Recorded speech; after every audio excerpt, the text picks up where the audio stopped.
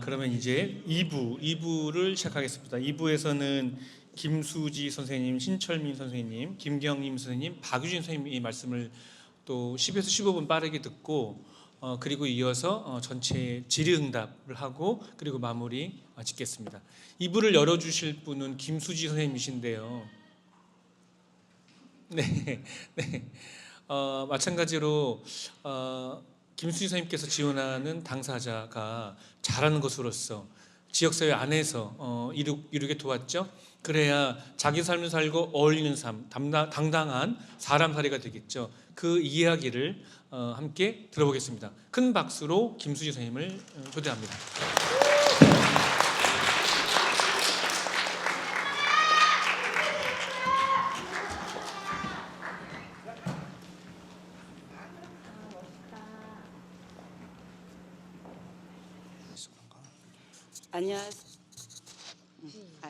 안녕하세요. 29살 송민준입니다. 저는 지금 윤프로 골프 아카데미에서 골프도 치고 근무 중입니다. 제 이야기를 김수지 선생님께서 들려주실 겁니다. 잘 부탁드립니다. 네, 안녕하세요. 저는 송민준 씨가 잘 소개시켜준 사회복지사 김수지입니다. 맞습니다.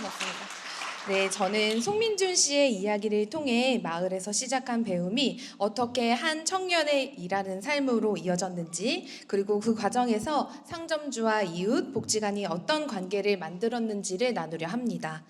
저희의 실천은 이런 질문에서 시작됐습니다. 장애 당사자가 배우는 곳이 꼭 복지관이어야 할까? 배움이 복지관 안에서만 머문다면 그 다음 목표는 뭐지? 복지관 안에서는 배움을 쌓을 수는 있지만 그 배움이 이어질 다음 자리를 찾기는 어렵다고 생각했습니다. 우리가 마을에서의 배움을 이야기하게 된 건 단순히 장소를 옮기자는 뜻이 아니라 사람이 배우고 살아가는 자리가 바로 마을이기 때문이었는데요. 마을에는 함께 밥 먹는 이웃이 있고 인사 나누는 사장님들이 있고 그 안에서 자연스럽게 관계가 생기잖아요. 내가 살고 싶은 곳에서 살면서 자주 어울리고 일하는 삶. 그래서 우리는 복지관 안의 배움을 사람이 살아가는 마을의 자리로 옮겨보기로 했습니다. 송민준 씨를 처음 만난 건 작년 봄이었어요. 제일러너 심리센터 고금선 팀장님께서 운동을 좋아하는 청년이 있다면서 소개시켜 주셨어요. 제가 마을 상점에서 직업교육을 진행한다는 소식을 듣고 민준 씨와 함께 찾아온 건데요. 민준님을 몇 년 동안 지원해 오면서 이런 얘기를 여러 번 들으셨다고 해요. 민준 씨가 집중 시간이 짧고 감정 조절이 어려워서 취업이 쉽지 않다는 말. 하지만 팀장님은 민준 씨가 운동을 좋아하고 잘한다는 강점을 먼저 알아봐 주셨고 그 강점이 직업이 될 수 있다는 걸 민준 씨 스스로가 알았으면 좋겠다고 하셨어요. 민준 씨와 이야기를 나누다 보니 좋은 점들이 보였어요. 제가 하는 말에 살갑게 호응하고 또 가벼운 농담도 하시는 모습을 보여주시더라고요. 무엇보다 인상 깊었던 건 제가 끈기가 부족한데 그래도 하고 싶어요 라고 말씀하시는데 그 말씀 속에서 진심이 느껴졌어요. 그래서 저는 민준 씨를 도와야 하는 사람이라기보다는 좋아하는 일을 이어가도록 옆에서 좀 더 살피는 역할을 하고 싶다라는 생각이 들었습니다. 끈기가 없다고 말씀하셨지만 10대 때부터 운동은 굉장히 좋아하셨다고 해요. 그래서 이 좋아하는 마음이 식지 않도록 옆에서 힘을 보태면 되겠구나라는 생각이 들었습니다. 민준 씨의 강점을 떠올리며 생각했습니다. 운동을 좋아하는데 그 좋아하는 일의 형태로 배워본다면 조금 더 이 직업 교육을 재미있게 할 수 있겠다, 흥미를 가질 수 있겠다 생각했고요. 그래서 직업 교육 중에서도 골프 수업이 맞겠다고 판단했습니다. 좋아하는 운동을 배우며 살갑게 사람을 응대하고 루틴을 잘 따르고 민준 씨 아까 보셔서 알겠지만 옷을 굉장히 깔끔하게 입는 걸 좋아하시고 주변 환경을 정돈하는 것을 좋아하신다고 해요. 그 점이 강점으로 자연스럽게 드러날 수 있겠다라고 생각했습니다. 처음 골프를 접했을 때 민준 씨는 골프에 대해 전혀 몰랐고요. 하지만 배우는 동안 점점 흥미를 느끼셨던 것 같아요. 그래서 유튜브로 골프 영상을 주변 사람들에게 공유하기도 하고 고건선 팀장님한테 자신이 한 자세를 영상 촬영해서 계속 괜찮아요? 잘하고 있어요? 라는 질문을 던지셨다고 해요. 또 한 가지 직업교육을 3회기 앞두고는 부모님과 상담을 합니다. 그래서 저는 이런 오손네일 가게 사업 수업 말고도 제가 개인적으로 배우고 싶어요 해서 윤프로 아카데미에 스스로 저녁 시간에 여느 사람들과 여느 회원들과 똑같이 스스로 자신의 돈을 내고 배우는 과정을 이제 진행하게 됩니다. 스스로 선택한 첫 변화였어요. 그렇게 좋아하는 일을 배우는 과정 속에서 민준 씨는 이 일을 하는 사람, 골프장에서 일하는 사람들은 어떤 일을 할까라는 상상을 하기 시작했습니다. 골프장에서 민준 씨의 강점이 더욱 분명해졌습니다. 골프장에서의 규칙과 매너를 정확하게 지키고 순서대로 맡은 일은 끝까지 책임지는 모습, 그리고 공을 닦고 정리하는 일도 누구보다 꼼꼼하게 해냈습니다. 단순히 운동을 좋아하는 게 아니라 자신이 좋아하고 하고 싶은 일의 순서를 이해하고 스스로 움직이는 모습이었는데요. 민준 씨가 좋아하는 일이 자연스럽게 배움으로 이어졌던 거예요. 그렇다면 민준 씨가 안정적으로 배움을 이어가기 위한 방법이 뭘까라는 고민을 했을 때 하루의 순서가 일정하게 유지되는 게 중요해 보였어요. 그래서 저는 고근선 팀장님과 윤치선 대표님의 강점을 활용해보자라는 생각을 하게 되고 또 부탁드리게 됐어요. 민준 씨가 매일 만나고 가장 마음 편안한 대화를 이끌어낼 수 있는 고근선 팀장님은 도착과 준비, 작업, 정리 순서를 끊임없이 연습할 수 있게 도왔고 골프에 대한 흥미와 지도, 또 무엇보다 골프장 손님들과 어울릴 수 있게 이끌어주시는 윤치선 대표님은 골프장에서 일하는 직원들이 갖는 규칙, 매너, 매뉴얼 이런 것들을 아주 자연스럽고 유쾌하게 알려주셨어요. 이게 반복되자 민준 씨는 스스로 준비하고 마무리할 수 있게 됐고요. 골프장에서 대화를 나누는 사람들이 많아지다 보니까 자신감과 태도도 변하기 시작했습니다. 윤치선 대표님이 어느 날 저한테 이렇게 말씀하셨어요. 민준 씨가 정말 많이 성장했어요. 골프를 저렇게 좋아하고 열심히 하는데 동네 골프장에서 일하게 되면 얼마나 좋을까요? 저에겐 그 말이 전환점이었습니다. 대표님의 시선이 가능성을 실제 기회로 바꾸는 순간이었어요. 저는 곧바로 이때가 기회다라는 생각으로 민준 씨가 수업만 듣는 게 아니라 골프장에서 실제로 일해볼 수 있는 방법이 없을까요? 라는 질문을 했는데 사실은 소상공인 입장에서는 이렇게 직접 고용이 쉽지는 않았어요. 그래서 좋은 시도가 일시적 경험으로 끝나지 않게 지속 가능한 구조를 좀 생각해 봤거든요. 그랬을 때 저는 안산시 복지 일자리 사업을 제안하게 되었습니다.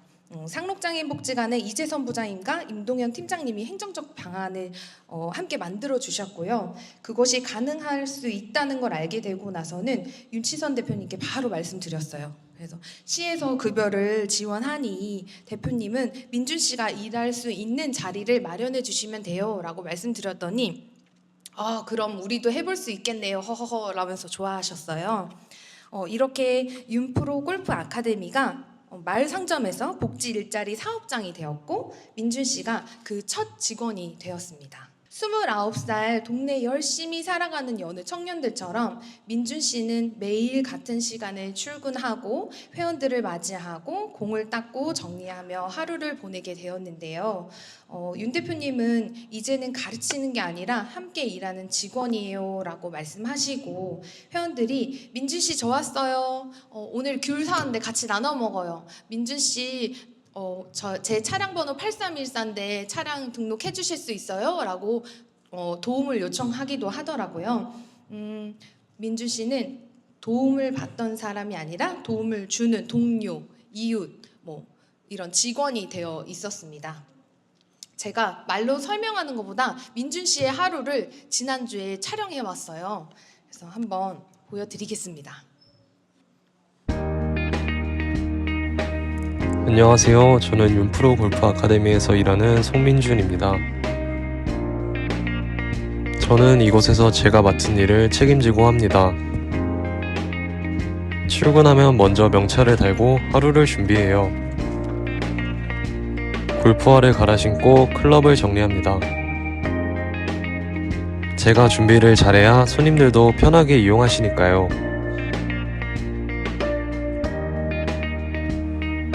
주차 등록을 도와드리거나 필요한 걸 챙겨드리는 것도 제 역할입니다.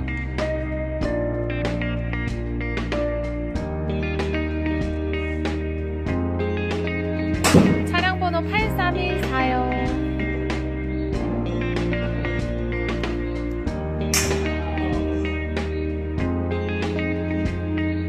민준 씨랑 같이 일해 보시니까 어떠세요?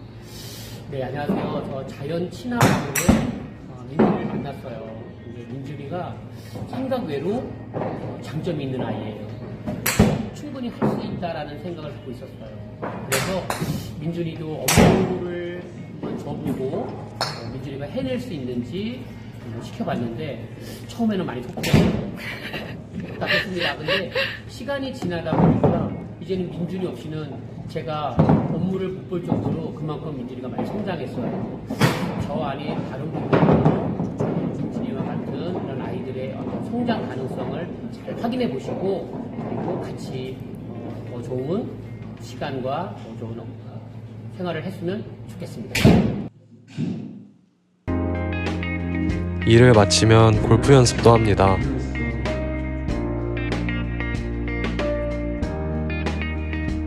대표님이 직접 알려주셔서 많이 배우고 있어요.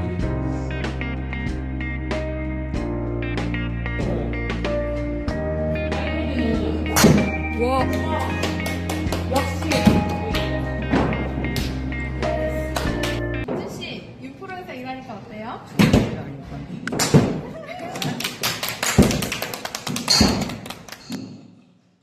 보신 것처럼 민준 씨는 이제 일터에서 자신의 하루를 스스로 만들어 가고 계십니다.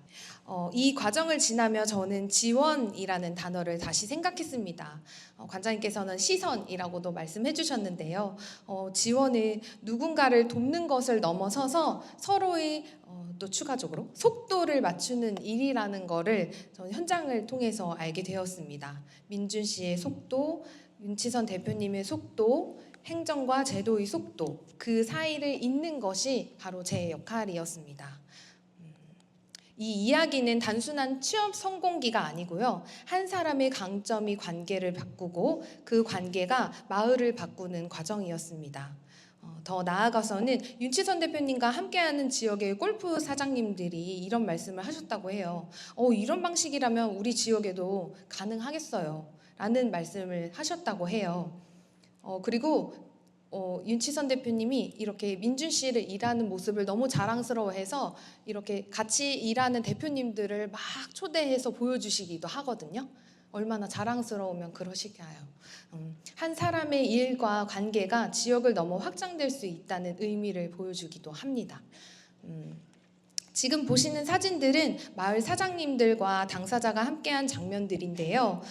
청각장애 아까 앞서 말씀해 주셨어요. 청각장애를 가진 한 당사자는 마을에서 플로리스트 수업을 들으며 사장님과의 관계를 바탕으로 보조 강사가 되기도 하고 지금 또 복지 일자리로 함께 일하고 계시고요. 카페와 공방에서는 아르바이트와 봉사의 기회도 자연스럽게 동아리의 기회도 이어지고 있습니다. 마을에서의 배움이 이어지다 보니 정말 다양한 사람들이 많구나 하는 사실, 또 이미 많은 이웃들이 지역 안에서 함께 하고 있다는 점을 자연스럽게 저 역시 배우게 되었습니다. 저는 이 과정을 통해 복지 실천은 사람을 돕는 일뿐만 아니라 사람과 사람 사이를 엮는 일이라는 것을 알게 됐고 우리에게 필요한 배움은 삶을 함께 짓는 일이구나라는 것을 다시 한번 생각하게 되었습니다. 관계가 배움이 되고 배움이 삶으로 이어지는 길을 믿으며 저는 마지막으로 이런 말씀을 전하고 싶습니다. 동네에서 배우고 싶은 거 하세요.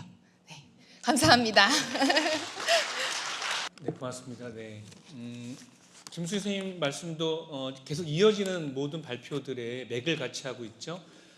당사자의 어떤 문제나 결핍들을 보는 게 아니고 그러면 그게 없냐? 있죠. 근데 거기에만 몰입하다 보면은 나아지는 게 없고 또 큰 목적, 그러니까 삶이라고 하는 것을 살아내지 않은 채로 결핍을 제거하는 것도 큰 우리에게는 의미가 없다고 봅니다. 특히나 우리는 이제 소셜 워크를 전공한 사람들이고 또 복지관은 그러한 소셜 워커들의 실천 공간이라면 복지관은 단순하게 치료하는 곳이 아니고 삶을 사는 데에 큰 목적을 두겠죠.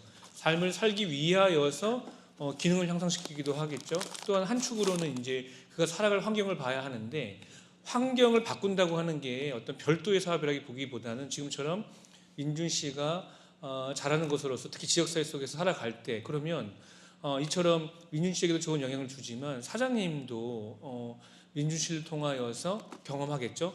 근데 더하여 이런 곳이라면 아마 이 골프장을 이용하시는 이 손님들도 민준 씨 덕분에 장이라고 하는 것을 특별하게 보지 않겠죠.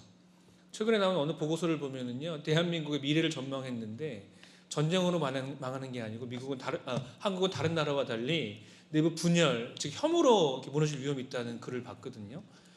그 혐오의 이면은 다 뭐겠습니까? 경험하지 않으니까 두려움이 공포로 박혀서 혐오로 가겠죠. 특히 한국 사회 속에서 우리가 살아가면서 선생님들조차도 저도 진짜 장애인을 친구와 이웃으로 만나본 경험이 없는데 사실은 우리도 그 이면에는 조금의 지분을 갖고 있지 않겠습니까? 지훈이라는 명목 아래에서 센터 안에서만 보호했던 이것을 이제 계속 바꿔내고 있는 건데요. 이쯤에서 또 이제 질문을 또 드려야 되는데요. 사실 전체 흐름 속에서는 이 안산상록복지관이 지역으로 나가면서 특히 이 중요하게 작용했던 것이 오소가게였는데 이 책에 그 128쪽에 보면은 그 답변이 있어요. 질문이 있어요. 김수희 선생님이 이 일을 처음 시작했을 때 관장이 물어보셨대요. 오소가게의 끝은 뭐냐 이렇게 질문하셨을 때 얼추 답을 하셨는데 다시 그걸 여쭙고 싶거든요. 이렇게 오소가게 어떻게 보면 오소가게는 일종의 단계가 아닐까요? 오소가게가 정말 우리의 지향일까? 정말 오소가게가 많아지면 그러면 이 안산이 살기 좋은 곳이라고 할 수 있을까요? 글쓰기 할 때도 이 질문을 주셨는데 제가 되게 조심스럽게 얘기하긴 했어요. 사업 담당자니까. 근데 제 큰 가장 바람은 오소가게나 오소네일가게라는 그런 특별한 모델이 없어지는 것. 그래서 너무나 당연해서 너무나 장애 친화 상점이 아니라 그냥 이웃으로 함께하는 것이 너무나 당연해져서 그 경계가 흐릿해지는 것이 저희 소망입니다. 저도 그러기를 소망합니다. 네, 이것으로 김수희 선생님의 발표를 마치겠습니다. 네. 감사합니다. 이어지는 발표는 이게 좀 이렇게 BGM이 있었어야 했는데 그죠? 이게 없네요. 빰빰빰빰빰빰빰빰 처음부터 네. 신철민 선생님께서는 체육교사신데요. 예. 농구로서 당사자가 잘하는 농구로서 지원한 이야기 그것도 역시나 주 무대는 지역사회입니다. 여기에 주목하여서 실채민 선생님의 발표를 청해 듣겠습니다. 네, 앞서 김세진 선생님께서 소개해 주신 대로 저는 이 복지관에서 특수체육교사를 맡고 있는 신철민이라고 합니다. 저와 지금 함께 만나고 있는 엄도윤님과 함께 하면서 성장한 시간을 글로써 정리했고 오늘 이 많은 분들 모인 자리 앞에서 발표하게 되는데 너무 떨려요. 너무 떨립니다. 제가 체육 전공인데 사회복지사 전문가들 앞에서 발표를 하려니 더 떨립니다. 네, 버벅거리더라도 잘 들어주시면 감사하겠습니다. 우선 저에게 이런 질문을 던지겠습니다. 장애인 체육이란 저에게 장애인 체육이란 무엇이었을까요? 특수체육학을 전공하고 제가 처음 장애 당사자를 만났을 때는 그냥 주어진 시간과 환경 속에서 제가 가지고 있는 운동 그 기회를 제공하고 그냥 다양한 활동을 지원하는 사람이라고 생각했습니다. 한 예로 제가 학교 특수학급 방과후 수업을 나갔었는데 그때 한 학생이 저에게 이런 말을 한 적이 있어요. 통합반에서는 피구를 함께 하고 싶어도 하지 못해요. 저는 그때 당시 이 학생이 피구를 하고 싶구나. 그래서 그 수업은 피구를 했습니다. 그런데 지금 생각해보면 그 학생이 왜 통합반에서는 피구를 할 수 없었을까? 분명 이 학생도 할 수 있는 역할이 있었을 거라고 지금은 생각이 들어요. 앞에 나와 있는 것처럼 점수판을 넘기거나 흘러간 공을 주워주거나 저는 역할이 뒤에서 이어서 얘기했지만 여기 계신 분들 다 각자의 삶 속에서 역할을 가지고 있을 거라고 생각합니다. 지금 무대 뒤에서 조명을 조절해주고 음향을 조절해주는 이민철 팀장님 그리고 사회를 봐주시는 김세진 선생님처럼 고유한 역할, 자신만의 역할을 가지고 삶을 살아가실 텐데 저는 이 역할이 있다는 게 서로 칭찬을 주고받을 수 있는 관계가 생긴다고 생각하고 그 관계 속에서 가능성을 만든다고 생각합니다. 제가 담당하고 있는 스포츠, 예로 이제 농구로 예로 들자면 이 아래와 같이 5가지의 포지션을 가진 선수들이 코트 위에서 팀의 승리를 위해 각자의 역할을 합니다. 스포츠 안을 자세히 들여다보면 마치 사회 축소판처럼 느껴지기도 합니다. 앞서 관장님께서 말씀하신 대로 존재 자체가 존귀하다. 제가 만나는 장애 청년들이 각자 자신의 역할을 갖고 그리고 그 강점이 역할과 연결되면 좋겠다라는 생각을 가지고 엄도현님의 이야기를 이어가겠습니다. 네, 저희 엄도현님은 복지관에 오기 전에 일반 대학을 다니고 있었어요. 일반 대학에 다니고 있을 때 사실 말을 더듬고 자신의 이런 모습 때문에 주변 친구들과의 관계를 쌓기를 어려워했고 그는 또 성인이 돼서야 장애를 등록했던 케이스였습니다. 2018년도에 장애를 등록하고 2019년 저희 복지관 큰숲대학으로 입학을 하면서 저와 첫 만남을 이루었습니다. 엄도현님과 첫 만남은 그 큰숲대학에서 진행하던 체육 수업에서 만났는데 엄도현님은 체육 수업에서 체육 활동에 대한 관심도가 매우 높았고 그리고 제가 이렇게 지도를 하면서 지켜본 바 이해력도 다른 친구들보다 뛰어났으며 그리고 매우 성실한 태도를 가지고 있었습니다. 당시 저는 농구단 선수들을 모집하던 시기였고 엄도현님의 이런 강점을 보고 저희 농구단 입단 제안을 했었고 그렇게 엄도현님이 저희 농구단에 합류하면서 저와 지금까지 함께 하고 있습니다. 그렇게 농구단에 입단한 엄도현님은 이제 엄도현 선수라고 표현을 좀 하겠습니다. 제가 너무 지금 어색해요. 님이라고 붙여가지고 엄도현 선수는 농구단에 입단해서 앞서 말한 자신의 강점이 잘 드러났습니다. 훈련이 끝나면 매일 저에게 와서 코치님 이 자세는 어떻게 하면 좋을까요? 지금 제가 체력이 부족한데 어느 정도 개인 훈련을 하면 될까요? 이렇게 하루하루 묻고 또 배우고 성장했습니다. 이런 성실한 태도 이 엄도현 선수가 가지는 중요한 강점이라는 생각이 들었습니다. 듬직하지 않습니까? 네. 그렇게 이런 성실한 태도를 보인 엄도현 선수는 2020년 5월 직업으로 운동선수가 되었습니다. 저기 로고가 잘 안 보이진 않지만 제일약품과 근로계약을 하면서 지금까지 제일약품의 소속 농구선수로 지금 활동하고 있습니다. 그리고 엄도현 선수의 이런 성실한 태도를 보고 그리고 농구에 대한 이해력이 높은 엄도현 선수에게 저는 주장을 제안을 하기도 했습니다.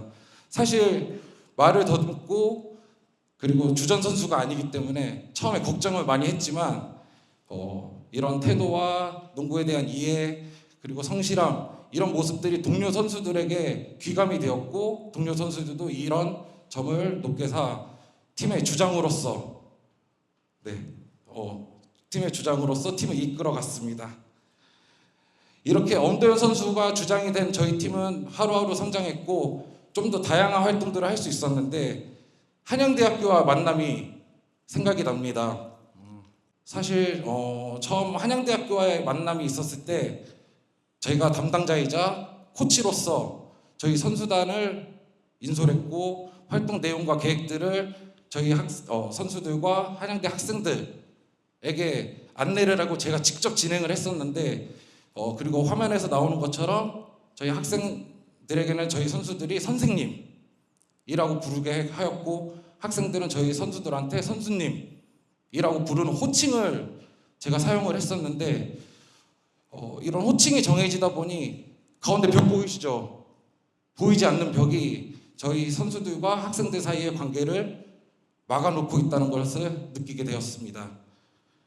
그래서 2024년 1학기 때 호칭을 따로 정하지 않아 보기로 했어요. 그렇게 첫 만남에 이루어졌고 제가 분명 이 타이밍이면 코치님이 뭔가 이렇게 설명을 해야 되는데 왜 설명을 안 하시지? 하는 눈빛에 엄도현 선수를 보게 되었는데 그냥 했습니다. 그냥 자연스럽게 농구를 할 수 있게 했고 엄도현 선수는 그 상황이 답답했는지 표정이 어두워지는 모습도 보이기도 했어요. 그런데 이제 조용히 저에게 와서 엄도현 선수가 주장으로서 저에게 얘기를 해요. 코치님, 팀을 섞어서 해봐요. 왜? 지금 너무 어색해요.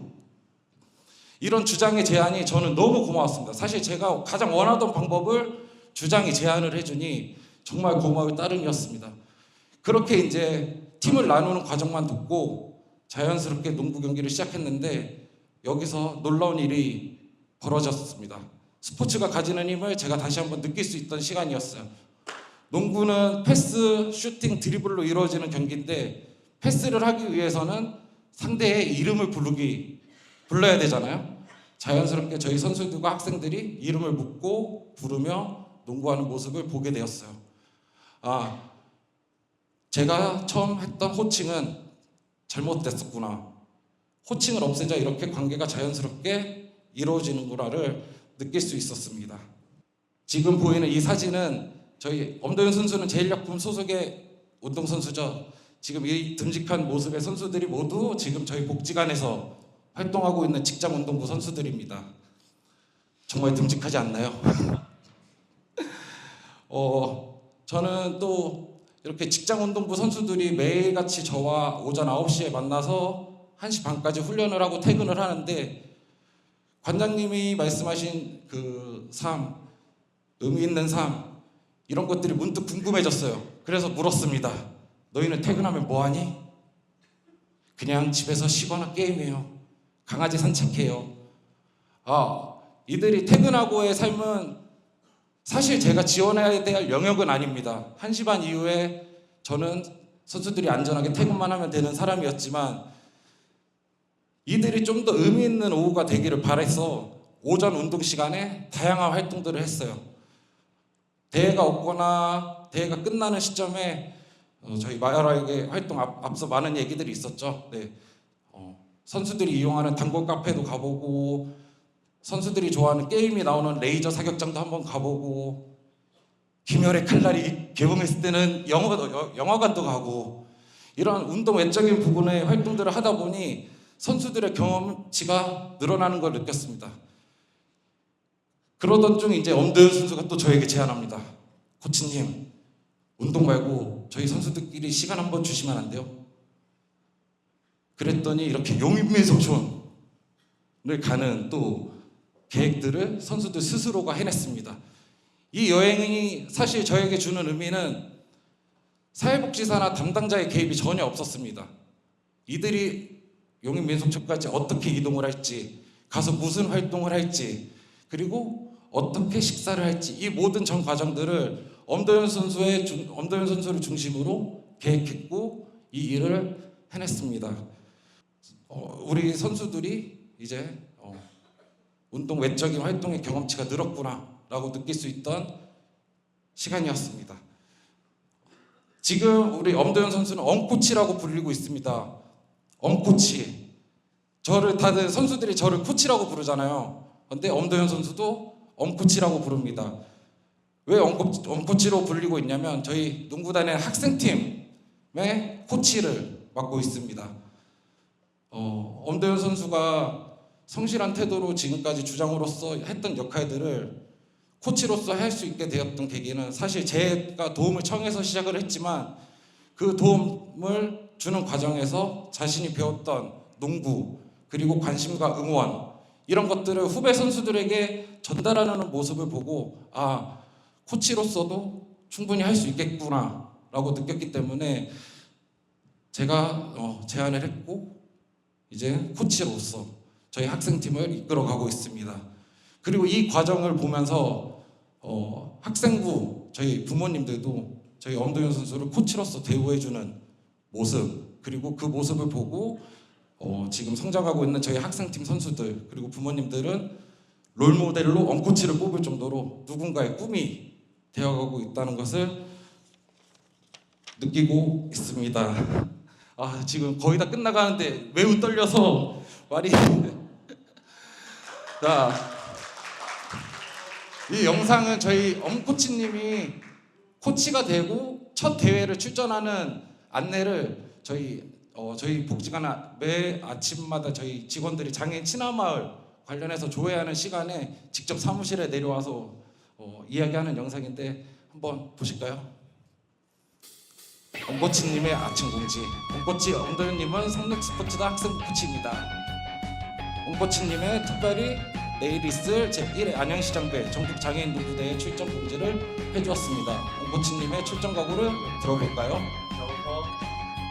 잘 안 들리네요. 신철민 코치님 옆에서 많이 배워서 서로 잘 도와 열심히 하겠습니다.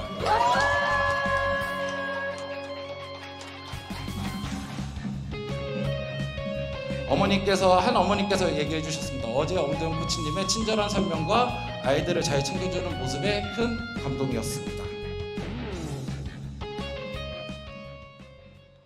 저는 이 과정에서 한 가지 배웠습니다. 기회와 역할. 제가 만나는 수많은은 아니고 제가 만나는 청년 발달장애인 당사자들에게 기회와 역할이 주어진다면 그 기회를 충분히 그 기회와 역할이 주어진다면 그 속에서 스스로 가능성을 찾고 스스로의 길을 찾을 수 있다는 것을 배우게 됐고 그 증거가 오늘 발표를 했던 엄도윤입니다. 엄도윤 선수는 선수로 시작했지만 농구에 대한 이해도와 성실한 태도로 주장이라는 역할을 했고 그 주장 역할로 활동을 하면서 코치의 제안이 왔을 때 그 기회를 놓치지 않고 그 코치로서의 역할도 해낸 선수입니다. 마지막으로 이 글쓰기를 하면서 엄도윤 선수에게 해주고 싶은 말이 있었습니다. 언젠간 이제 농구 선수의 삶을 마무리하고 제2의 삶을 살아갈 텐데 그 속에서도 농구가 함께 했으면 좋겠습니다. 어릴 적 동네 농구장으로 아버지와 농구공 하나 들고 나갔던 그 시절처럼 동네 아이들에게 자신이 배운 농구, 팀워크, 배려 등을 전달하는 그런 모습을 그립니다. 그래서 저는 엄도윤 선수가 나중에 아이들이 오늘 엄도윤 아저씨랑 농구했어! 라고 자랑스레 말하는 그날을 기대하며 마무리하려 합니다. 그리고 이 자리에서 얘기를 꼭 해야 되는 부분이 있어서 하겠습니다. 정말 많은 분들께 감사하지만 지금까지 저와 같이 활동하고 있는 저희 스포츠단 선수들 특별히 너무 감사합니다. 전국 단위로 많은 곳을 저와 함께 다녔고 그 속에서 함께 해주어서 정말 감사합니다. 그리고 저희 선수들이 큰엄마라고 부르는 사람이 있어요. 저희 관장님이시죠. 네, 큰엄마처럼 항상 든든한 버팀목이 되어주셔서 감사합니다. 그리고 담당자가 스포츠 활동에 집중할 수 있도록 항상 옆에서 조용히 지원하고 굳은 일을 맡아서 해주시는 저희 임동현 팀장님, 그리고 동네 형, 동네 동생, 또래와 같이 지내주시는 우리 이민철 팀장님, 그리고 자신이 좋아하는 농구를 저희 선수들에게 전해주고 있는 박종혁, 그리고 나의 친구 김중현 선생님께 감사 인사를 드리며 발표를 마치겠습니다. 감사합니다. 네, 신철민 선생님 말씀이 참 감동이죠. 특히 더 와닿았던 이유는 이제 사회사업가가 그랬다면 잘했다 볼 수 있는데 그랬다고 바르겠다 볼 수 있는데 신철민 선생님의 전공은 우리가 알다시피 특수체육교사 아닙니까? 그러면 많은 현장에서는 체육 활동에만 집중하겠죠. 더군다나 뭔가를 이제 이렇게 선수단을 꾸려서 했다면 잘했다고도 볼 수가 있겠죠. 근데 여기는 복지관 아닙니까? 복지관은 우리가 지원하는 당사자가 살아가는 삶을 봐야 되겠죠. 특히나 이제 우리 엄 선수의 이후의 삶도 보는데 지금 잘하고 있는 이 선수단이 끝나겠죠. 그러면 그 이후의 삶은 어떻게 하겠습니까? 그 몫이 어쩌면 신철민 선생님 몫은 아닐 수도 있어요. 하지만 신철민 선생님은 복지관에서 일하는 사람이기 때문에 지금 지원하는 그 당사자들이 지금 잘하는 농구로서 어떻게든 어울리게 돕고 싶었고 더 나아가서 이걸 기반으로 삶을 살게 돕고 싶었던 거겠죠. 그러니 마지막 이야기가 참 와닿겠지만 이런 경험 이후에 특히 지역사회 속에서 아이들을 잘 지원하면서 아이들에게 농구를 알려주면서 아이들과 엄 선수가 즉 장애인과 비장애인이 함께 농구라는 자연스러운 도구로서 공간에서 어울리게 돕는 데까지 생각이 나갔다는 것은 정말 주목할 만하다고 생각합니다. 네. 그럼 자연스럽게 저 같은 사람에게는 기대가 되거든요. 어떤 기대가 있냐면 이것을 좋은 예시로 삼아서 또 다른 많은 복지관들, 특히 장애인 복지관들도 치료가 그 영역에서만 머무는 것이 아니고 센터 밖에서 지역사회 속에서 이루어지길 바랐는데 그렇다면 혹시 신철민 선생님께서는 혹시 다른 장애인 복지관에서도 이렇게 활동하는 특수체육교사라든가 수중재활교사 같은 분들에게도 어떤 제안을 좀 해보고 싶은지 그 말씀을 좀 여쭙고 싶습니다. 혹은 나도 한번 해보고 싶다는 특수체육교사가 있다면 어떤 말씀을 좀 해주고 싶으신지. 선생님께서 말씀해 주신 대로 그냥 체육활동 그리고 체육을 알려주는 일에서 끝났었죠. 저도 끝났었죠. 근데 만나다 보니 체육을 하다 보니 그리고 제가 몸으로 같이 해야 되는 상황들이 있지 않겠습니까? 그러면서 자연스럽게 뭔가 또래라는 느낌을 제가 받게 됐던 것 같아요. 이들과는 다른 것도 해볼 수 있겠다. 그래서 저는 자신 있게 제 훈련 시간을 빼고 외적인 활동을 했는데 그런 같이 논다는 개념으로 저는 체육을 좀 접근했으면 좋겠어요. 사실 영화관 가거나 이럴 때 이동하거나 걸어가거나 이런 것도 다 체육에 포함된다고 생각을 해요. 그래서 이런 강당이나 체육관 안에서 이루어지는 체육이 아닌 아까 에스더 선생님 말씀처럼 마을로 나가는 체육 그리고 함께 노는 체육 이런 식으로 접근하다 하면 좋지 않을까라는 저는 생각을 가지고 있습니다. 네. 바로 제가 어제 어느 행사, 한국사회복지협의회 행사에서 참여했었는데 그때 원로 교수님의 말씀을 드렸거든요. 우리 사회복지계의 거의 1세대, 1.5세대의 교수님이신데요. 그분이 쓴 교과서에 사회사업가가 가져야 할 3가지 핵심 요소를 말씀하셨는데 첫 번째가 우리 사회사업을 아트로 표현하더라고요. 이거 많이 들어봤던 얘기죠. 두 번째는 사이언스, 과학으로 또 표현하셨는데 여기에 정말 중요한 마지막 3가지를 우리가 잊고 있다고 하시면서 건드린 게 열정이었거든요. 근데 그 열정을 말씀하시면서 빗대는 게 지금처럼 만약에 이걸 요구한다면 지금 직원들은 어딘가 신고하거나 도망갈 거다 얘기하셨는데 역으로 선생님 다 그걸 붙잡으셨기 때문에 그러니까는 업무 외 시간에도 그리고 내 영역이 아님에도 그에 주목했고 그 결과 이런 변화를 갖고 왔다는 생각이 딱 듭니다. 네. 네, 그 엄도윤님의 존재 그 자체 그 삶, 그 강점과 함께 그 삶을 이어가는 신철민 선생님 그 사례 너무 귀하게 잘 듣고 많이 배웠습니다. 감사합니다. 전문가 사회복지사들 앞에서 특수체육교사가 이런 발표를 하는 걸 떨리신다고 하셨는데 사실 저는 1983년부터 사회사업가가 되기 위해서 사회복지학을 전공하고 40년 동안 사회복지사로 일하지만 신철민 선생님은 사회복지학 전공하지 않은 특수체육교사지만 이미 사회사업가라고 생각이 되어집니다. 마치 감사합니다. 200년 전에 우리 사회복지의 아버지 어머니들처럼 사회사업가로 200년 전에 그 아버지 어머니들이 사회복지학 공부하지 않고 사회사업가로 그렇게 삶을 같이 했는데 신철민 선생님 지금 그 사회사업가의 모습으로 40년 이상 공부하고 현장에서 일하고 있는 저한테 귀한 모험이 되어 주셨어요. 앞으로도 신철민 선생님과 또 엄도윤 선생님 그 삶, 이 존재를 같이 하는 그런 사례들을 많이 우리가 경험했으면 좋겠습니다. 존경합니다. 고맙습니다. 감사합니다. 저도 뭉클하고요. 또 객석에서 관장님이 우시니까 저도 모르게.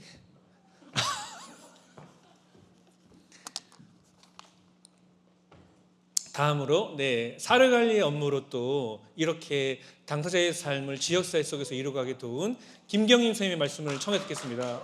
안녕하세요. 안산시 상록장애인 복지관 함께 살기 4팀 김경림 사회복지사입니다. 저는 알면 사랑한다, 다정한 이웃으로 나아가자라는 제 직업 정체성을 가지고 사례관리, 사회사업 실천 경험을 한 과정을 나눠보고자 합니다. 제가 오늘 소개할 당사자 김미선님은 2 자녀를 건강하게 키우는 어머니입니다. 뜨개질을 사랑하고 해보고 싶은 마음과 시도한 용기를 지닌 분입니다. 그리고 안전하게 운전하시는 우리 동네의 베스트 드라이버입니다. 김미선님의 강점이 이 이야기의 중심입니다.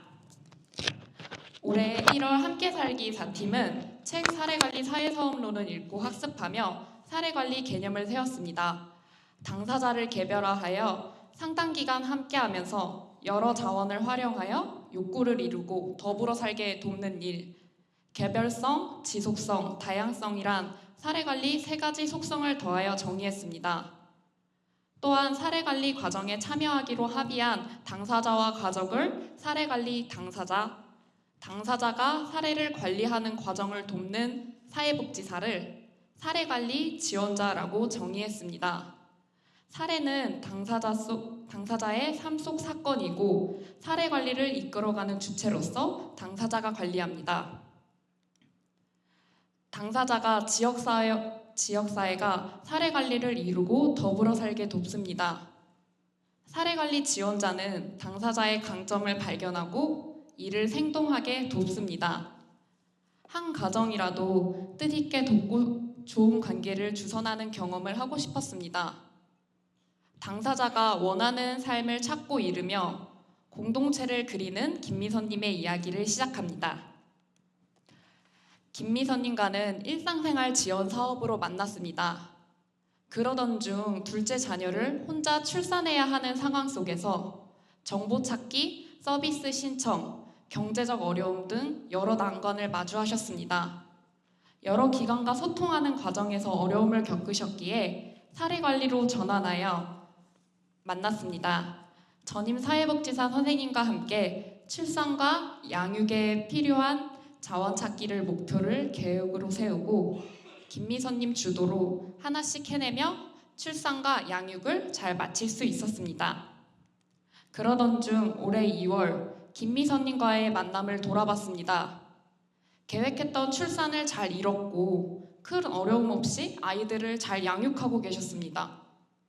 사례관리 목표를 달성했기에 사례관리 종결을 고민했습니다. 그러던 중 아이들 중심으로만 만나오진 않았는지 아쉬운 마음이 들었습니다. 아이가 어린이집을 다니게 됐고 그 시간을 활용하여 자녀 생각에서 잠시 벗어나 좋아하고 잘하는 걸 시도하실 수 있도록 돕고 싶었습니다. 그리고 이와 관련돼서 김미선님과 의논했습니다. 김미선님이 좋아하는 게 무엇일까요? 무엇을 할 때 힘이 났나요?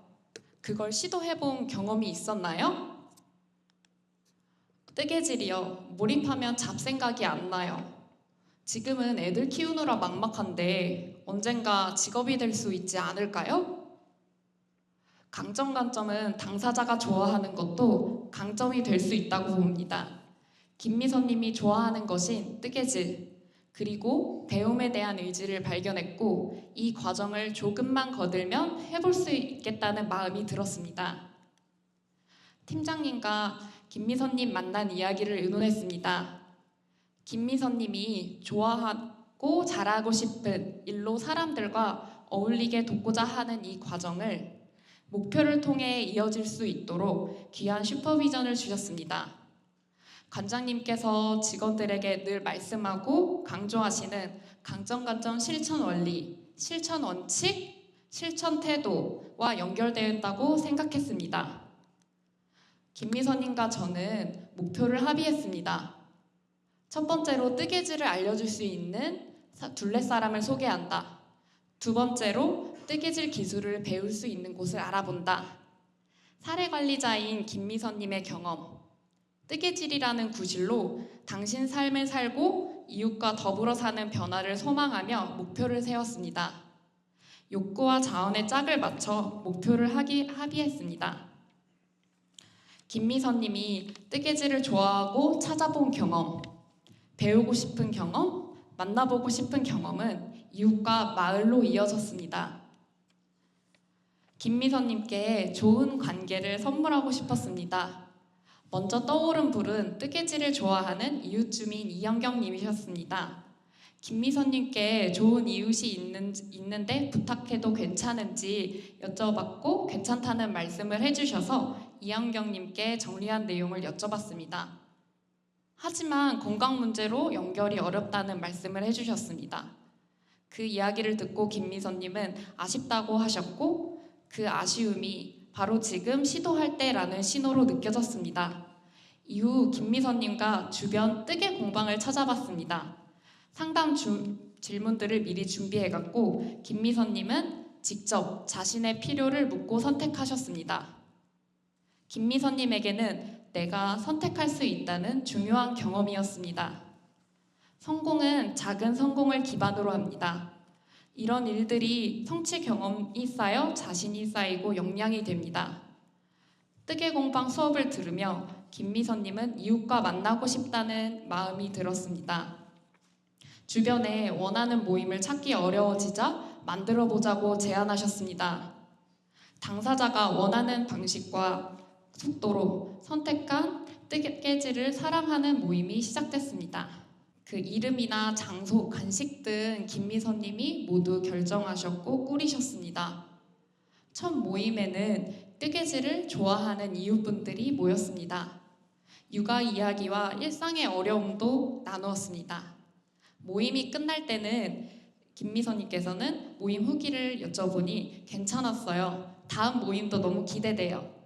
라고 말씀하셨습니다. 당사자의 강점이 이웃에게로 그리고 다시 공동체로 이어지는 순간이었습니다. 그리고 저희 뜨개 모임은 정기 모임에 이어서 번개 모임으로 또 나아갔습니다. 김미선님 뿐만이 아니라 동네에 또 뜨개질을 하고 싶은 이웃분이 계셔서 또 관계를 주선하였고 동네 부곡동 이웃의 관계로 이어지기도 했습니다. 좋아하고 잘하고 싶은 마음이 둘레사람과의 연결로 이어졌습니다. 김미선님이 좋아하고 잘하고 싶다는 강점은 둘레사람과 관계를 맺고 공동체에서 새로운 역할을 맡는 계기가 됐습니다. 강점, 관점, 실천 원칙을 근거로 당사자의 강점을 발견하고 이를 활용해 도왔습니다. 관계를 주선하였고 좋은 것은 더 살렸습니다. 김미선님과의 여정은 강점, 관점과 인퍼머먼트가 관계 안에서 어떻게 살아 움직이는지를 보여준 경험이었습니다. 계획, 선택, 결정 모두 김미선님이 하셨습니다. 저는 묻고 기다리고 필요할 때만 거들었습니다. 이런 성취 경험이 쌓여 김미선님을 주체로 세웠고 스스로 삶을 이끌어가게 하는 힘을 만들어냈습니다. 김미선님은 좋아하는 것을 스스로 선택하고 새로운 기술을 배우고 이웃과 모임을 만들며 공동체 안에서 역할을 갖기 시작했습니다. 관계를 주도하는 사람으로 나아갔습니다. 저는 김미선님을 만나며 많은 것을 배웠습니다. 마을 전체를 바꾸기보다 돕는 분이 있으면 그 한 분을 생각하고 만나면 좋을 사람과 만나고 싶은 사람을 주선하면 지역사회가 변화한다는 김세진 선생님 말씀이 떠올랐습니다. 당사자와 묻고 의논하고 기다리는 소중한 경험을 했습니다. 바라봅니다. 김미선님이 지역에서 인사하고 지내는 이웃이 많아지길, 재미있게 살기 시작하는 기점이 되길, 어려운 순간에도 성공을 떠올리며 다시 일어서길. 마지막으로 사례관리가 다양하고 복합적인 어려움을 가진 사람을 대상으로 꾸준히 자원의 연결을 통해서 도와야 한다고 생각하여 당사자가 무엇을 진정으로 원하는지 보다 문제를 어떻게 해결해야 할지 집중했던 적이 있습니다. 그러나 사례관리로 김미선님이 당신 삶의 주체로서 설 수 있도록 도우면서 당사자가 무엇을 원하는지 내면을 묻고 의논하고 이런저런 어려움이 있어도 당사자가 가진 강점을 믿고 나아가는 게 중요함을 배웠습니다. 결국 상록장애인 복지관에서 하는 사례관리가 무엇을 붙잡고 가야 하는지를 배웠습니다. 제 사회사업 인생에 큰 의미가 있었습니다. 김미선님, 한 사람의 작고 소중한 성공이 동네와 이웃으로 이어지는 과정을 함께할 수 있어 감사했습니다. 귀한 슈퍼비전을 주신 김선정 관장님과 박유진 팀장님 그리고 글쓰기에 함께 해주신 동료분들 저희 상록장애인 복지관 동료분들께 모두 감사드리며 이상으로 발표를 마치겠습니다. 감사합니다. 고맙습니다. 매번 들을 때마다 이제 질문이 좀 계속 바뀌거든요. 일단은 이제 사례 관리를 잘 이해하셨다고 보는데요. 사례 관리는 욕구와 자원의 짝을 맞추는 일인데 이때 자원은 우리가 공공자원으로 혹은 서비스로만 오해하는 경우가 많아요. 근데 이때는 김미선님에게 적절한 자원은 바로 집단이거든요. 그러니까 내가 어떤 강점이 있었을 때 이거는 강점 관점이잖아요. 근데 아직 실천은 아닙니다. 뭔가 이게 발휘돼야 되는데 그때 그래서 강점이 발휘될 만한 집단이 필요하죠. 이게 뜨개 모임 아니겠습니까? 즉 김미선님의 어떤 뜨개질 잘하는 이런 매력 따위가 그것을 발휘할 수 있는 집단을 만났을 때에 드디어 빛이 나죠. 그래서 강점과 집단 실천은 짝을 이룹니다. 찰떡궁합이죠. 거의 세트와도 다름이 아니에요. 그러니까는 현장에서 특히 복지관 현장에서 강점 실천을 한다는 것은 어떤 집단을 꾸리는 것까지 이어져야지만 이게 가능하다고 볼 수 있습니다. 그거를 정말 잘 정리하셨다고 보고요. 그리고 이제 또 제 궁금한 질문이 있다면 이거거든요. 소진을 많이 얘기하는데 특히 청년복지사들에게 소진이 이렇게 섞이는 경우가 있는데요. 소진은요.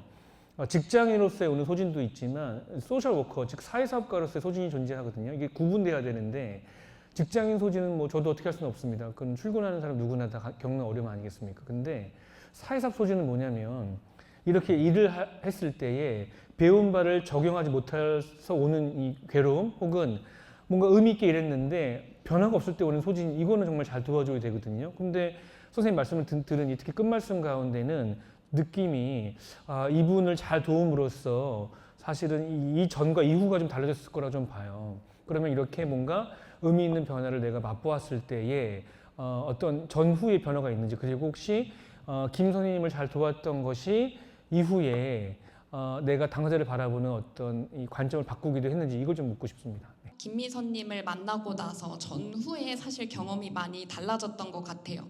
그 이웃분을 이제 찾고 소개하는 경험 속에서도 사실 당사자분께 그 물었던 경험도 결국에는 이 물었던 경험조차도 당사자의 것으로 가져가게 만드는 것이라고 또 생각을 했고, 결국에는 저는 어쨌든 김미선님을 만나는 게 일생의 한 부분일 뿐이고, 결국 당사자가 그 지역 삶에서 살아가는 그 당사자 본인이 주인이 되셔야 할 텐데, 이런 김미선님이 관계를 주도했던 그런 경험들, 그리고 묻고 질문했던 경험들이 결국에는 저는 곁에서 당사자분을 이제 주체로 세우고 그냥 묻고 기다리고 곁을 지키는 그냥 사회복지사가 아니었을까라는 또 생각이 들었고, 전 첫 번째 질문이 그 소진에 대한 부분을 말씀해 주셨었는데, 저도 이제 사례관리 업무를 맡다 보니까 실제로 소진이 됐었던 적도 있었어요. 그 당사자가 왜 변하지 않을까라는 이런 생각을 가지고 만나다 보니까 당사자의 변화가 이루어지지 않았을 때 왜 내가 이것밖에 못하지?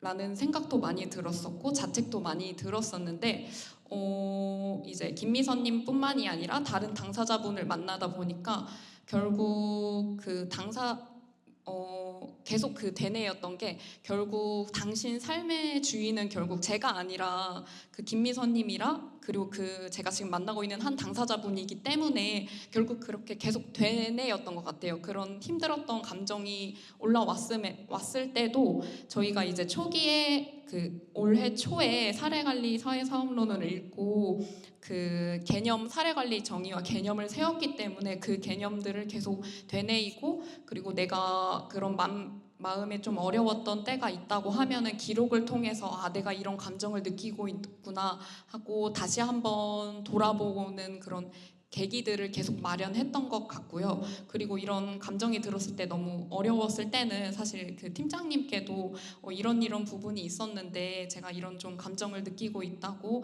좀 말씀드리기도 하면서 슈퍼비전을 또 받았었던 것 같습니다. 고맙습니다. 네. 성실하게 답해 주셔서 고맙습니다. 이걸로 마치겠습니다. 네, 고맙습니다. 네. 마지막 얘기인데요. 우리 만약에 선생님들이 가정 방문을 했는데 그 집에 고양이 십수 마리가 있고 고양이 오물로 가득했을 때 그때 어떤 느낌이 듭니까? 야, 이거 큰일 났다. 네. 과연 우리 박유진 선생님이 어떻게 그분을 잘 도왔을까요? 그리고 그것을 어떻게 성찰했을까요? 네, 우리 박유진 선생님을 초대해서 그 얘기를 들어보겠습니다. 네, 안녕하세요. 상록장애인복지관 박유진입니다. 네, 저는 그럼에도 믿음이라는 주제로 제가 10년, 11년 전 쌍록장애인복지관에 처음 입사했을 때 사례관리팀에 첫 입사해서 처음 만난 당사자분 이야기를 오늘 전해드리려고 합니다. 그 이후에도 잘한 사례가 많은데 과장님께서 반드시 정재수님 이야기를 오늘 전하자고 하셔가지고 이렇게 올해 글쓰기에 참여하고 발표하게 되었습니다. 정재수님은 이제 안산에 이사 오신 지 얼마 되지 않은 당사자분이셨습니다. 인덕원에 살다가 친구에게 사기를 당하고 나는 더 이상 사람과 관계하지 않겠다 하고 모든 관계를 단절한 채 안산으로 이사 오신 분이었어요. 그렇게 사람을 피해 살다 보니 동물에게 기대게 되셨어요. 평소에 있었던 혈압과 당뇨의 어려움으로 동물과 지내면서 몸이 더 많이 망가졌고 그렇게 당신이 쓰러지셨을 때 고양이가 핥아줘서 정신을 차리신 거예요. 그런 마음에 고양이에게 너무 고마워지셨겠죠. 그래서 고양이를 한두 마리 집에 들여서 키운 게 12마리가 되신 겁니다. 그런데 이렇게 몸이 온전할 때는 내가 똥도 치우고 뭐 더러운 것도 닦고 하셨을 텐데 너무 몸이 힘드니 쓰러지고 하니 이제 그런 관리가 잘 안 되셨던 거예요. 그래서 12마리 고양이를 같이 데리고 살고 계셨습니다.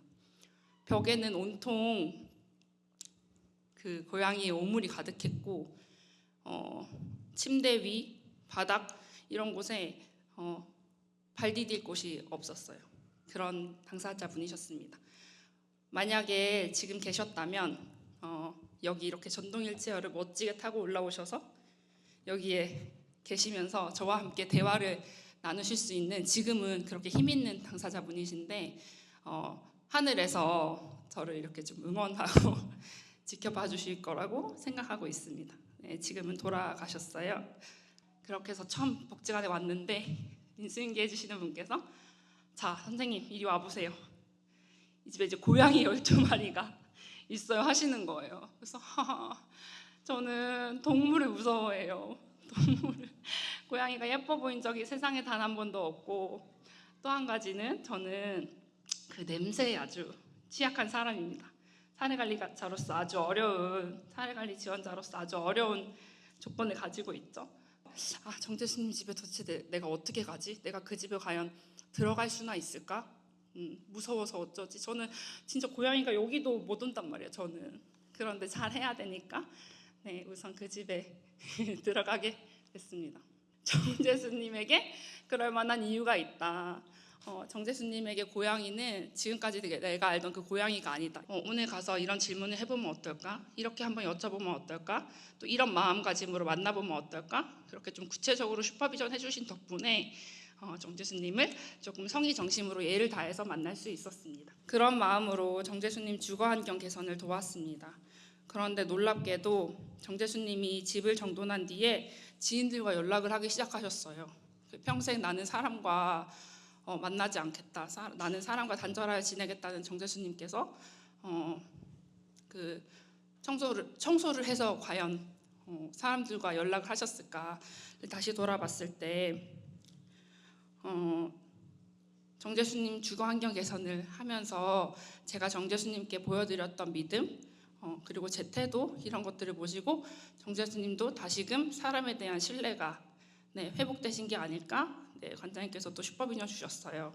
저는 사실 사회사업가는 관계를 잇는 사람이다라는 배움으로 실전 현장에 왔는데 내가 꼭 관계에 집중하지 않더라도 내가 꼭 막 관계에 목매지 않더라도 어떤 일을 하든 그 태도가 참 중요하구나라는 배움이 있었습니다. 또 한 가지는 장애입니다. 제 책 190쪽에 몸과 생활의 장애에 대해서 기록되어 있는데요. 또 신입 때니까 통합사례회의, 재활계획회 이런 걸 막 들어가면 이제 선배들이 그분 이제 제가 이제 그 당사자에 대해서 설명을 하는 시간이 있잖아요. 그때 이제 선배들이 막 물으세요. 그분 이건 어떻고 뭐 이건 어떻고 이건 어떤가요? 물어요. 그러면 제가 막 막 다 대답해야만 될 것 같고, 내가 이거를 대답해야 내가 초기 면담을 잘 진행한 것 같고, 그래야 내가 당사자에 대해서 더 잘 아는 것 같고, 이런 생각을 했던 것 같아요. 이런 분들이 저에게 막 질문을 하시는 분들이셨어요. 이런 분들이 저를 괴롭히려고 질문한 건 아니시겠죠? 각자 영역에서 이제 보이시는 질문들을 하신 걸 텐데, 그때마다 저는 그걸 뭔가 다 알아야 되는 것 같은 생각을 했던 것 같아요. 근데 지금 생각해 보면 제가 돕는 그 영역에서, 제가 돕는 그 상황에서의 장애 당사자에 대한 질문은 필요하지만, 뭔가 장애 당사자의 삶의 낱낱을 내가 조사해야 된다는 생각은 좀 버리려고 노력하고 있습니다. 그렇게 생각하니까 재활계획 K가 더 이상 두렵지 않은 거죠. 선배가 질문하시면 그거 잘 모르겠는데 제가 필요하다면 한번 여쭤볼 수 있을 것 같습니다.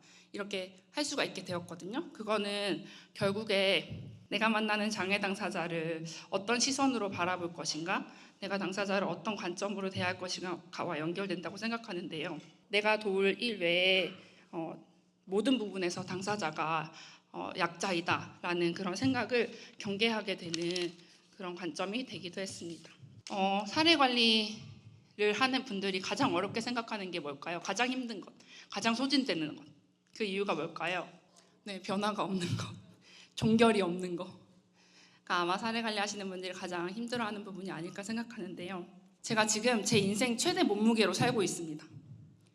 그런데 저는 20kg를 뺀 경험이 3번 있어요. 제 인생에. 하지만 저는 지금 이렇게 살고 있죠. 그런데 제 20kg를 뺐던 그 3번, 날씬하게 살았던 그 제 몸을 더 보여드리죠. 날씬하게 살았던 3번의 경험이 저에게 어떻게 남아있을까요? 그렇죠. 언제든 뺄 수 있다는 자신감이 있거든요. 제 안에. 내가 지금 이렇게 살지만 나 또 노력하면 뺄 수 있어. 그리고 또 어떤 게 있을까요? 내가 그때 그렇게 예쁜 옷 입으면서 살았던 그 뭔가 기쁨도 내 안에 남아있거든요. 그러니까 사실 지금 이렇게 지낼 수도 있지만 또 내 안에는 그 3번의 자존감이 남아있는 거예요. 저는 이게 사례 관리와 아주 맞닿아 있다고 생각합니다. 언제든 어려운 일은 닥칠 수 있고 언제든 내 상황은 변할 수 있지만 그래도 사람들하고 어울려 살았던 경험, 그리고 내가 내 삶을 한번 주체적으로 이루었던 경험, 내가 우리 집이 이렇게 많이 더러워졌을 때 누군가가 나를 존중하면서 내 이 터널에서 나를 이끌어 주었던 경험, 또 그 사람하고 진심을 나눴던 경험, 이런 경험들이 켜켜이 쌓여서 결국 당사자의 삶에 작은 변화를 일으킨다고 생각합니다. 그러니 너무 막 변화가 없고 종결은 까마득하더라도 작은 단위의 목표를 세워서 당사자와 하루하루를 살아간다면 분명한 의미가 있을 거라고 생각합니다. 그래서 이렇게 그려봤는데요. 목표를 단순하고 작게 잡아서 해보니 좀 참 즐거운 일이구나라는 생각을 하고 있습니다. 그 기록에 대한 질문을 많이 하시더라고요. 상록장애인 복지관이 4년이나 이렇게 책을 쓸 수 있었던 그 힘이 뭐냐, 그런 질문을 많이 하시는데, 그래서 기록에 관한 이야기를 좀 해보려고 하는데요. 올해 이제 저희가 글쓰기 과정을 했는데 이 과정에서 박종혁 선생님과 신철민 선생님이 정말 귀해졌어요. 저분들 되게 평소에 복도에서 보면 인사도 되게 막 시크하게 하고, 신철민 선생님은 반갑게 인사하지만 박종혁 선생님은 거의 목례하거든요. 그래서 사실 우리가 45명이 있는 복지관에서 모든 동료들의 마음을 잘 알기가 어렵잖아요. 그런데 이 실천 기록을 하면서 저 사람 저런 마음으로 이 현장에서 일하는구나, 이런 뭔가 감동과 감사가 있어요, 글쓰기 과정에는. 그래서 꼭 오늘 글쓰기 때문에 궁금하신 기관들은 이 과정을 진행해 보거나, 또 내가 글쓰기에 참여할까 주저하셨던 실무자가 있다면 반드시 참여해 보셨으면 하고, 저희 직원들은 그걸 알아서 진짜 고생이거든요. 막 힘들어요. 저희 그 평소의 실천 기록이 그렇게 그것도 쉬운 과정은 아니지만 이렇게 뭔가 책으로 출간한다는 것이 참 쉽지는 않고, 저희 직원들 진짜 4년 동안 그 참여한 직원들을 모두 알 텐데, 그렇게 옆에서 동료가 고생하는 걸 알매도 또 내년에 신청자가 반드시 생길 거거든요. 그런 거는 그만큼 글쓰기가 주는 그 유익과 내 안의 변화들을 동료들이 서로 체감하지 않고 있나 생각합니다. 또 저 개인적으로서는 정재수님 이야기를 그 도울 시절에 기록했었어요. 구슬깨는실에서 출간한 곡선의 시선에 이미 실려 있는 글인데요. 그때 글과 지금 글이 같은 당사자를 쓰고 기록한 글입니다. 그런데 10년이 지났잖아요. 그래서 저 스스로는 그 안에서의 나의 성장과 변화도 이번 기회로 알 수 있었다. 그런 감사한 계기가 되었고요. 또 한 가지는 김선정 원장님께서 늘 강점 관점을 이제 세뇌를 해오시는데 강점 관점, 사람 인간은 강점이 있는 존재로 보는 거 당연하지. 그런데 그걸 어떤 이론으로 내 실천 안에 적용시키기가 늘 잘 뭔가 또렷하지가 않았었어요. 그런데 이번에 관장님께서도 그 기록으로서 보여주시고 또 그게 내 실천과 어떻게 이어지는지 눈으로 보니 뭔가 내가 강점을 바탕으로 강점 관점을 내재화하여서 일하고 있구나 하는 배움도 있었습니다. 기록의 유용함이 아주 많을 텐데 그 가운데 저에게 와닿은 유용성을 나눠봤습니다. 무엇보다 기록이 유용한 건 당연히 기록하면서 당사자를 더 잘 돕고 싶게 되는 것 같습니다. 내가 조금 더 정성을 다해 성의를 다해 정재수님을 만날 수 있었을까? 뭐 이런 생각도 하게 되는 것 같습니다. 마지막으로 관장님께서 이 말은 꼭 하고 끝내야 한다 하신 말씀이 있었습니다. 정재수님께 꼭 하라고 하셨던 질문이 있었어요. 그래서 그게 뭐였냐면 정재수님 저는 당신이 걱정된다. 그런데 그 걱정이 정말 이런 데서 살면 어떡하냐 이런 걱정이 아니라 당신의 건강이 정말 염려스럽다. 당신이 정말 사랑하는 고양이와 함께 오래도록 지내려면 환경이 더 깨끗하고 더 좋은 환경이어야 할 텐데 당신의 건강이 정말 염려스럽다라는 질문이었거든요. 근데 이제 그런 것들이 누군가가 뭔가 진심으로 나를 위로해주고 걱정해준다라는 그런 마음으로 정재수님께 가닿지 않을까 싶어요. 그래서 지금 일은 바쁘고 삶은 점점 더 강팍해져 가고 우리가 만나는 당사자분들은 더 많이 어려워져 갈 텐데 누군가에게 이런 진심 어린 따뜻한 한마디를 건넬 수 있는 그런 여러분이 되시면 좋겠습니다. 감사합니다. 네, 반갑습니다. 저는 상록장애복지관 이용자 최선윤입니다. 반갑습니다. 먼저 의자를 비롯해 준비해주신 상록장애복지관 직원 여러분과 관장님들께 감사의 인사를 드립니다. 저는 이 이야기 들으면서 이 정재수님의 키운 고양이들은 다 어디로 갔는지 궁금하기도 하고요. 그동안 강재순 팀장님께서 정재수님과 함께 지내면서 어떤 마음으로 이렇게 지내왔는지도 궁금하기도 하고 그 정재수님의 이제 안산으로 이사 오면서 그 안산 주변에 이제 동네 주변 친구들과 어떻게 친해왔는지도 궁금하기도 하고 어떻게 안산시에서 잘 지냈는지도 궁금한 거 있어서 질문을 드립니다. 감사하고 놀랍게도 정재수님이 사람과의 관계가 회복되면서 고양이들을 하나둘씩 다시 자연으로 내보내시게 되었습니다. 그렇게 살 수 있는 아이들이었고 그런데도 이제 마지막으로 남은 새끼 고양이가 있었어요. 새끼 고양이는 저희가 복지관에서 함께 정재수님의 뜻으로 함께 그 입양을 진행하기도 했었습니다. 그래서 지역에 있는 종합사회복지관에서 한 마리 그리고 페이스북을 보고 시민분께서 한 마리 입양해 가셨어요. 그런 과정에서도 정재수님이 또 복지관과 저에게 또 신뢰관계가 생기지 않았을까 싶고요. 그렇게 고양이들을 모두 내보내고 정재수님이 이제 안산에서 생활하시게 되었는데 그 이후에 이제 사례관리 목표는 정재수님이 둘레 사람들과 어울려 지낼 수 있는 그런 활동들을 저희가 많이 열어서 진행하였습니다. 한 가지 질문드리고 싶은 게 관장님께서 강점 관점에 대해서 이제 강조하셨고 사실 현장에서 강점 관점 저희가 굉장히 중요하다 여기고 강점 관점을 위해서 다양한 노력들을 하는데 그게 결코 실천까지 이어지지는 않는다. 김세희 선생님께서 사실은 일부 김세희 선생님의 의견을 말씀해 주시긴 했는데 우리 또 관장님께 여쭙고 싶습니다. 어떻게 하면 이 관점에만 머물지 않고 실천까지 이어질 수 있을까요? 그 팁을 짧게 여쭙고 싶습니다. 네. 너무 어려운 질문이신데요.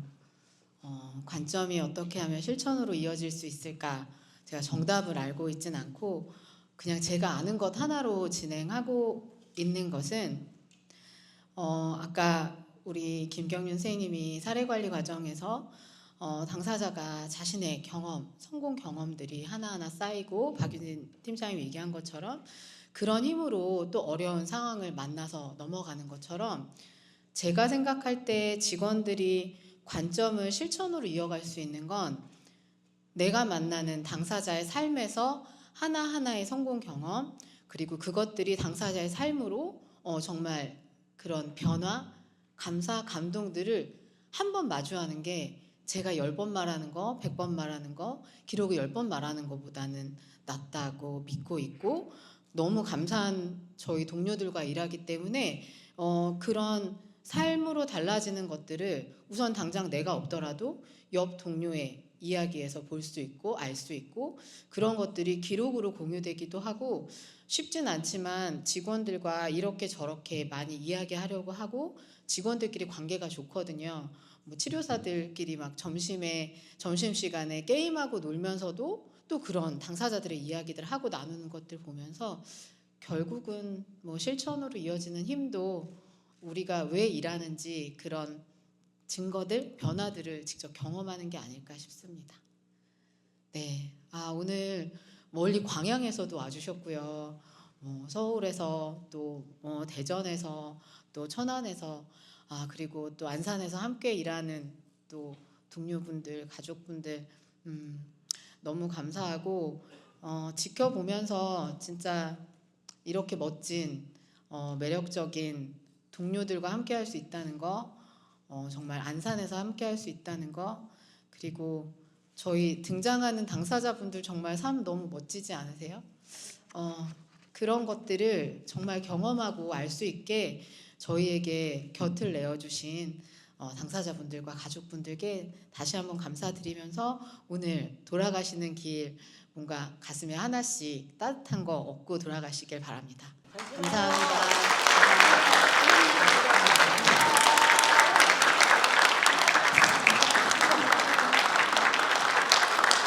귀한 자리 함께 해주셔서 고맙고 특히 우리가 기억할 것은 당사자들은 우리의 지원이 끝난 다음에도 여기서 살아가야 되는데요.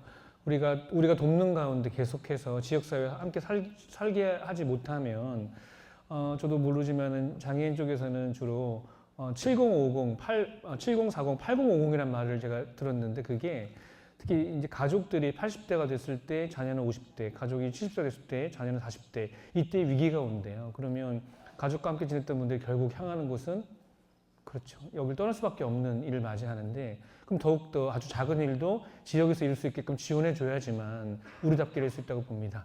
그 얘기에 단초가 됐길 바라면서 이걸로 모든 행사를 마치겠습니다. 고맙습니다. 살펴가십시오.